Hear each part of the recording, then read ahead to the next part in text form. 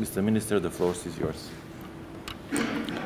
Thank you very much, Mr. Chairperson, distinguished ambassadors, ladies and gentlemen. I would like to start by congratulating you, Mr. Chairperson, and through you, my dear colleague, Minister Uyar Osmani, on assuming by North Macedonia of the chairmanship of the OSCE, and wish you all the success in your challenging endeavor of leading this largest security organization in times of unprecedented setbacks and crises in our common security area. We welcome the human-centric concept of security, which will be the guiding approach of the North Macedonian chairmanship under the motto, "It's about people."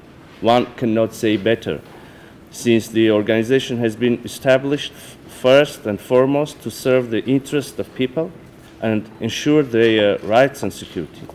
I assure you of Armenia's support in all your efforts contributing of creating conditions for the people in the OSCE area to live in a more secure and safe environment. I would also like to thank you, Mr. Chairperson, for convening this special PC meeting and giving me the opportunity to speak about the situation in our region, and particularly the blockade of the Lachin corridor. Mr. Chairperson, I wish I could have come here to the PC to talk about the achievements of Armenia in strengthening its democracy, human rights, and the rule of law, and the process of successfully implementing large-scale reforms from judiciary to police, from fighting corruption to improving the social cohesion and justice. And believe me, I would have many things to say. Unfortunately, the security crisis and challenges following the war of aggression by Azerbaijan against Nagorno-Karabakh in 2020 and the subsequent aggression and occupation by Azerbaijan of the sovereign territory of Armenia threatens the Armenian democracy, undermining the efforts of the Armenian government towards bringing peace, stability, and security to the South Caucasus region. Since this is the first time that the Foreign Minister of Armenia addresses the Permanent Council following the 44-day war of aggression and occupation of Armenia's territory, I would like to briefly reflect on the impact that this large-scale, unprecedented use of force for the settlement of conflict have had in terms of perception of the OSCE, its principles and commitments, and its concept of comprehensive and indivisible security. The 44 days war of aggression was accompanied with war crimes and widespread violations of international humanitarian law, targeting of civilian population and infrastructure, destruction of cultural heritage, which were not properly investigated, and no one has been held accountable. Throughout decades, the OSCE has been developing a set of tools, or the toolbox, aimed at early warning and conflict prevention. Unfortunately, it pains to me say this, but we have to recognize that the OSCE failed to apply this toolkit effectively and in a timely manner. Furthermore, the absence of proper and robust reaction resulted in the impunity for the use of force as means of conflict settlement in violation of the OSCE principles, commitments enshrined in its basic documents, leading to the legitimation of violence in the interstate and intrastate relations. Following the signing of the November 9, 2020 trilateral statement on cessation of armed hostilities in Nagorno-Karabakh, Armenia spared no efforts to achieve a normalization of relations with Azerbaijan and addressing the rights and security of the people of Nagorno-Karabakh. Unfortunately, the Azerbaijani side, instead of engaging in good faith into the negotiations, continues its reactive policy. Immediately after signing the trilateral statement, the Azerbaijani side violated the commitment on complete ceasefire and cessation of all military operations and launched an attack on Nagorno-Karabakh, which resulted in capturing of 2 more villages and captivity of the Armenian servicemen. In May and November 2021, as well as in September last year, the Azerbaijani side launched an aggression against the Republic of Armenia, occupying around 140 or 50 square kilometers of the sovereign territories of Armenia. Today, with the blockade of the Lachin corridor, the Azerbaijani side created a humanitarian crisis with far-going intentions.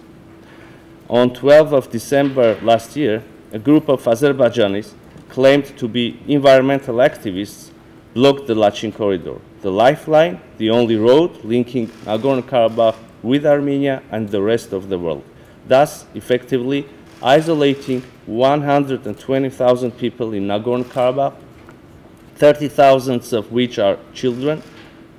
Over 1,000 people, including 270 children, are unable to return home to Nagorno-Karabakh. Some of those children are separated from their parents and were temporarily sheltered in Armenia. From the very beginning, it was obvious that this blockade was a pre-planned action directed and financed by the Azerbaijani authorities, using the cover of so-called eco-activists for plausible deniability. These actions of Azerbaijan constitute an overt breach of paragraph 6 of the November 9th trilateral statement, which clearly indicates, and I quote, "The Lachin corridor shall remain under the control of the peacekeeping contingent of the Russian Federation. The Republic of Azerbaijan shall guarantee safe movement of citizens, vehicles, and cargo in both directions along the Lachin corridor." End of quotation. For more than a month ago, the people of Nagorno-Karabakh remain under the factual siege. Food, medical, and energy supplies to Nagorno-Karabakh are almost completely halted. About 400 tons of essential goods, including grain, flour, rice, vegetables, fruits, medicines, baby formula, were imported to Nagorno-Karabakh from Armenia daily. After around 5 weeks of blockade, there is a severe shortage of all essential goods. Moreover, deliberate 3-day interruption of the gas supply in freezing winter conditions, followed by ongoing disruptions of electricity grid and telecommunication lines in the entire territory of Nagorno-Karabakh, are another evidence of pre-planned actions of the Azerbaijani authorities. These severely impact the daily life of the people and lead to a number of adverse humanitarian consequences, such as lack of electricity, disruption of the educational process at the schools, disruption of the work of state agencies, and of the heating of vitally important institutions such as hospitals, disruption of businesses. People are deprived of heating and hot water. The authorities introduced the rationing of fuel and now of food and essential goods. The humanitarian crisis is worsening by each passing day and requires immediate and targeted intervention of the international community. We cannot stand by and watch how people are slowly starving to death because of political games and perhaps geopolitical considerations. The time to act is now. At the request of Armenia, this issue has been discussed at the UN Security Council.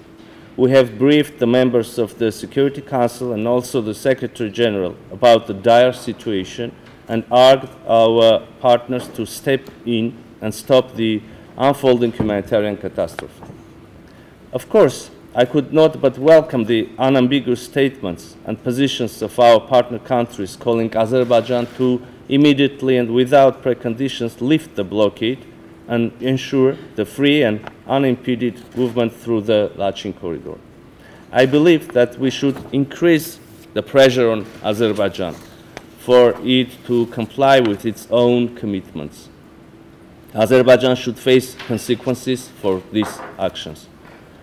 The blockade of Nagorno-Karabakh is not an isolated episode, but must be seen as part of a widespread and systematic policy of Azerbaijan aimed at the ethnic cleansing of the people of Nagorno-Karabakh. Through creating unbearable living conditions, Azerbaijan aims to coerce the people of Nagorno-Karabakh to leave their native land, leave their homes. The recent statement of the President of Azerbaijan suggesting the deportation of those Armenians who do not want to become citizens of Azerbaijan comes to prove their intention of ethnic cleansing.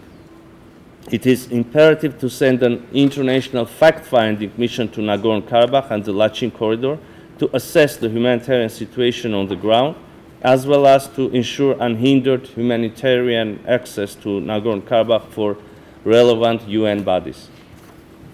Excellencies, having the political will to normalize relations with Azerbaijan, the Armenian government engaged in good faith in talks with Azerbaijan in 3 separate tracks, namely the opening of all transport communications in the region, delimitation and border security, and the agreement on normalization of relations or peace agreement between Armenia and Azerbaijan.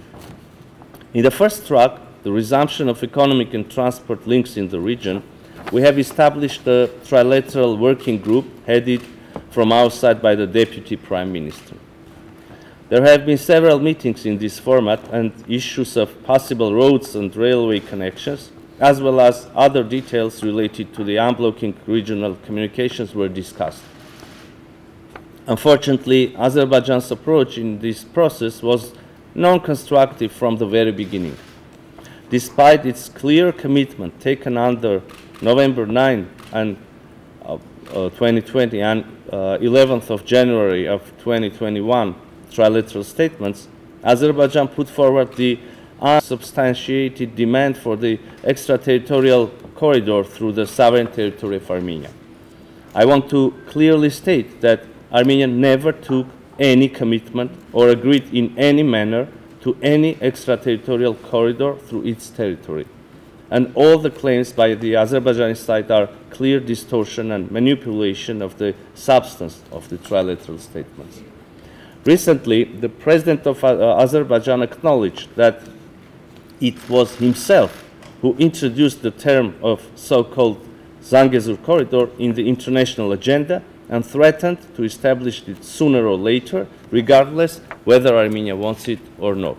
And he said that he introduced this term after the signing of November 9 trilateral statement.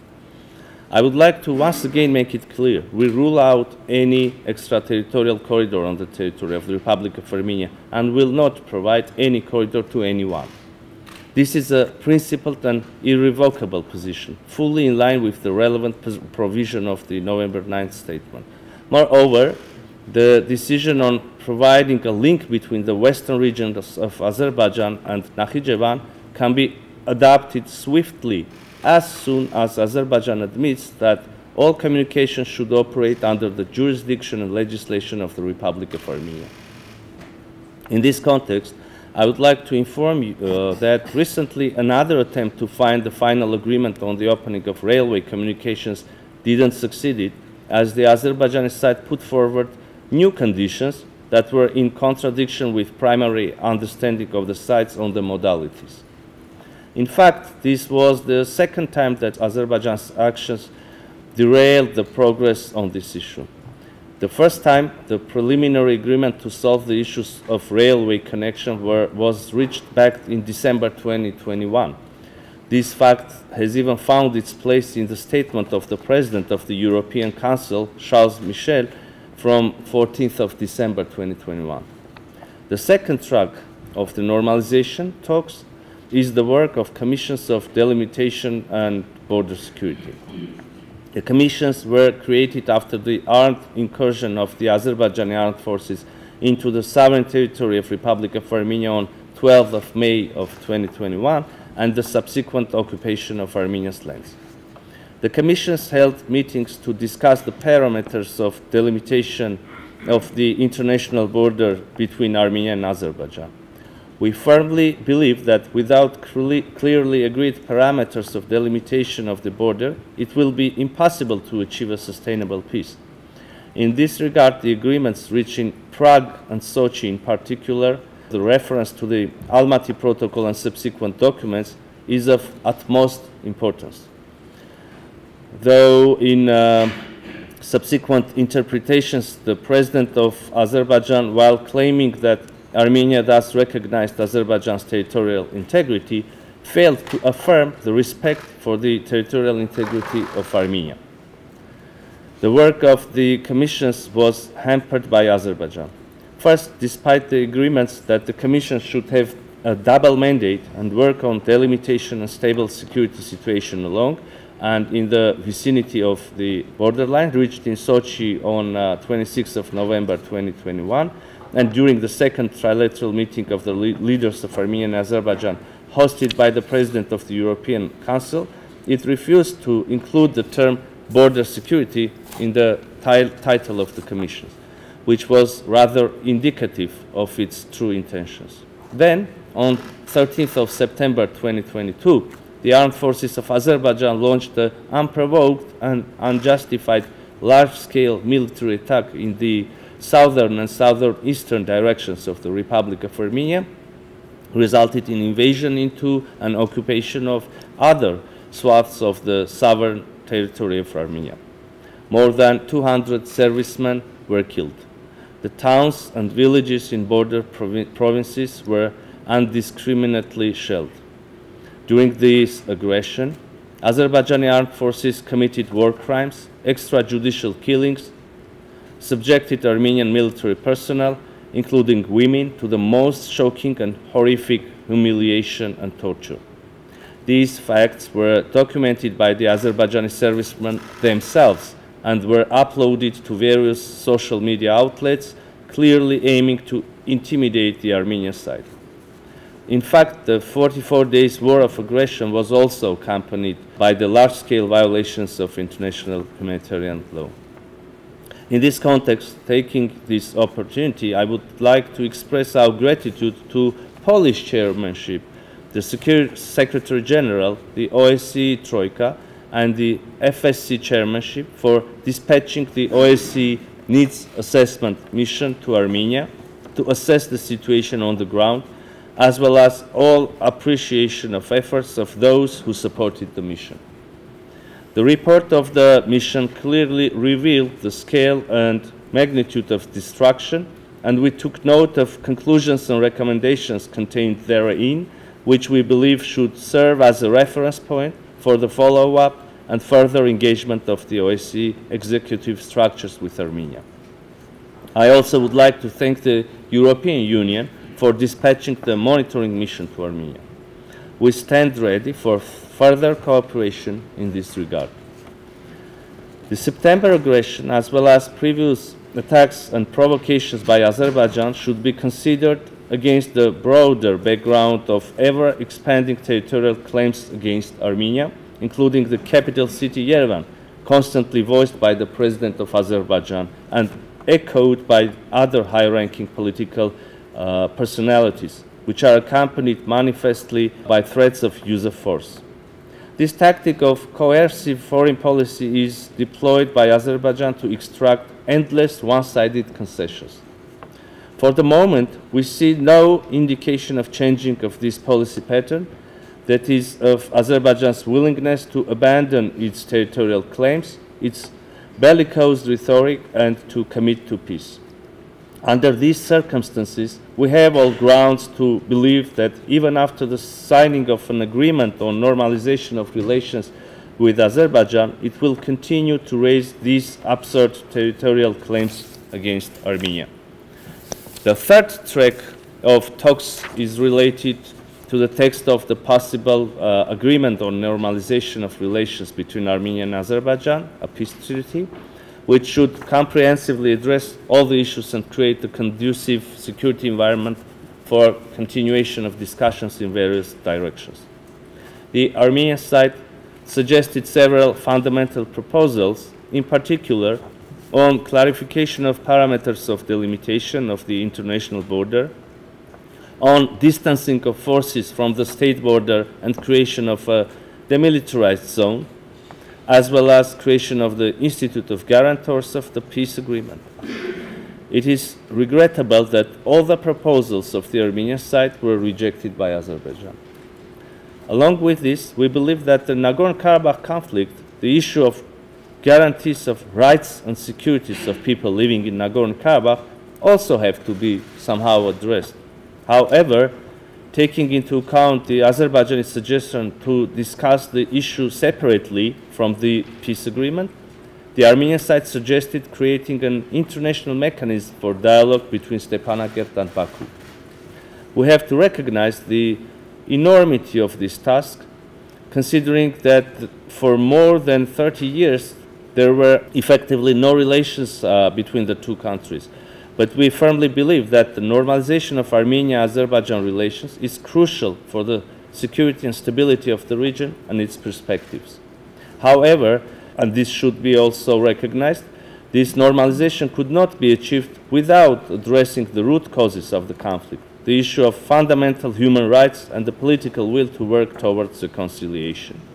The blockade of the Lachin corridor, which goes exactly in opposite direction and makes the perspective of any progress in all these tracks even more distant, proves once again the absolute necessity of international engagement to address the issues of rights and security of the people of Nagorno-Karabakh. Excellencies, Nagorno-Karabakh conflict continues to remain a significant challenge to the regional and international peace and stability. The aggressive posturing, anti-Armenian rhetoric directed against Nagorno-Karabakh and Armenia, the blockade of the Lachin corridor comes to confirm this fact. More than 2 years after the signing of trilateral statement on November 9, 2020, Azerbaijan still refuses to repatriate all Armenian prisoners of war, captives, and other detained persons, in violation of obligations under Geneva Conventions, trilateral statement itself, and the constant calls of the international community. Currently, according to the data confirmed by Azerbaijan, 33 people are still kept hostage in Baku. I must also highlight 24 well-documented cases of enforced disappearances, where we are in possession of indisputable recorded facts of the capture of Armenian prisoners of war, yet Azerbaijan rejects their captivity. Armenia is also extremely concerned about the state of the Armenian cultural heritage in the territories that fell under the Azerbaijani control in the aftermath of 2020 war. Dispatching of a UNESCO fact-finding mission to Nagorno-Karabakh and the surrounding territories, talks on which have been ongoing since November 2020, are still rejected by the Azerbaijani side. We understand that nowadays the OSCE is not having the best days, and the situation in the South Caucasus is not the only crisis that the organization is facing. At the same time, we believe that all conflicts in the area of OSCE responsibility should have the adequate attention of the organization and its structures. The OSCE, with the co-chairs of the Minsk group, has been involved in political resolution of the conflict from the very beginning. Despite all the challenges, the Minsk group still has a responsibility, as the political resolution of the conflict is yet to be achieved. We believe that OSCE can play an instrumental role, not merely in achieving but also sustaining peace through the involvement of its structures. I thank you.